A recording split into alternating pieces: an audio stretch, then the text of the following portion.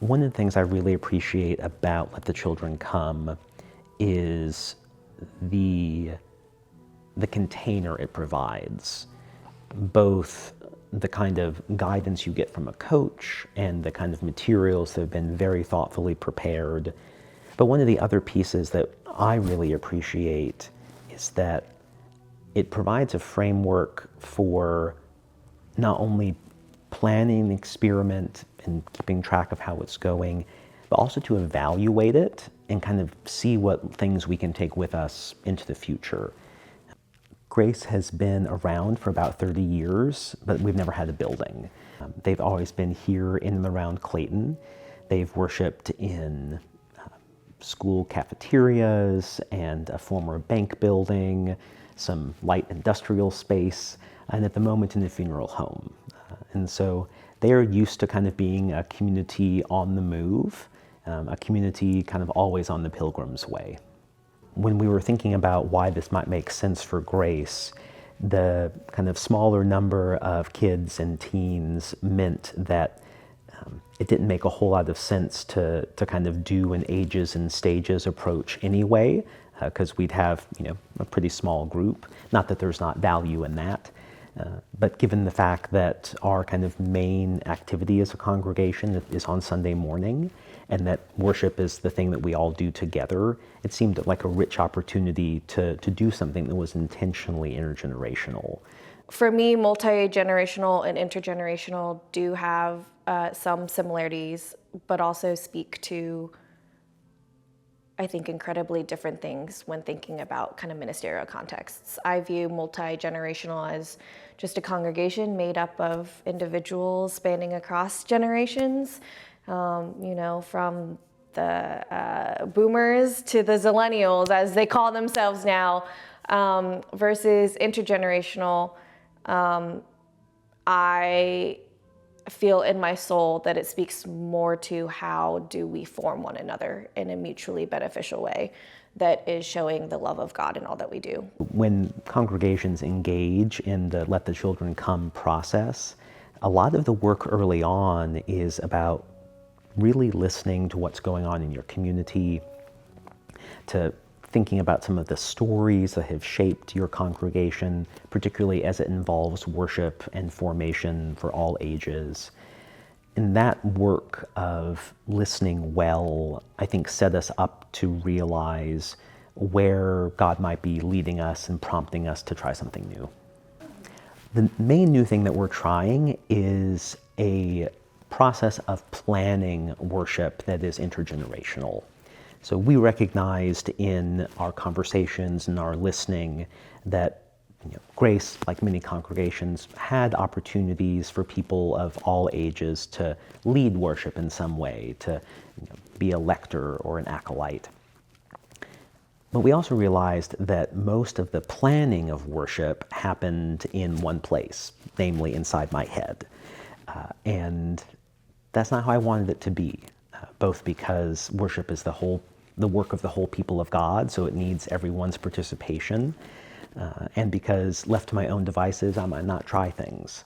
And so what we came up with was a group of people here at Grace, spanning generations, who would be tasked with kind of discerning and experimenting some things about how we worship.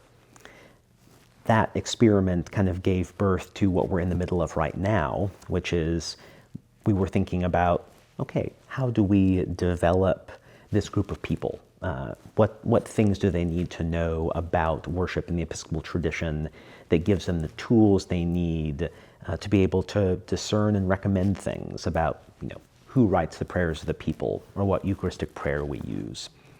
And as I was thinking and praying about how this was going to happen, we realized that the bishop was coming on Easter, and it was time to get ready for our confirmation and reception class. And as God would have it, an intergenerational group of people put up their hands and said, yes, I'm interested in confirmation, in reception, and reaffirming my faith. And so that one experiment of thinking about planning worship with people of all ages became a little bit of an experiment in how can confirmation and reception be a kind of training to lead and to plan worship? So when I think about writing curriculum that is catered to an intergenerational audience, I really think about how can all of these different generations that are represented in my formation group engage with one another in an authentic and meaningful way. And so when I create curriculum, I'm really intentional about making space for small group discussions so that there can be a mix of conversation with older and wiser, but also younger and growing, and how the younger and growing can actually teach the older and wiser something new. Also creativity, I've learned that all ages engage in creative moments. And then I think I just leave a lot of space for questions, because I've learned through this process specifically with Let the Children Come that our children and youth have phenomenal questions. The first day that we met, we took the time to have people put some questions in a question box, things they'd always wondered about church or about worship, about God.